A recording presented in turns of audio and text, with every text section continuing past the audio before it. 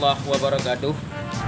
Dengan mengucapkan Bismillahirrahmanirrahim, saya Kisi Kampung Bangkajaya Anwar Abdullah beserta seluruh elemen masyarakat mengucapkan selamat Hari Ulang Tahun Bayangkara ke-74 1 Juli tahun 2020 dengan tema Kamtibmas Kondusif, Masyarakat Semakin Produktif.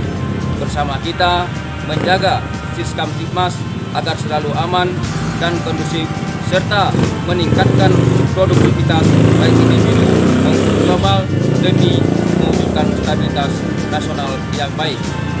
Dengan tema ini saya mengharapkan kepada dengan memperingati Hari Bayangkara yang ke-74 1 Juli 2020, saya berharap polisi menjadi pelindung masyarakat dan juga menjadi pengayom masyarakat serta menjadi polisi yang dicintai oleh masyarakat di seluruh lapisan masyarakat.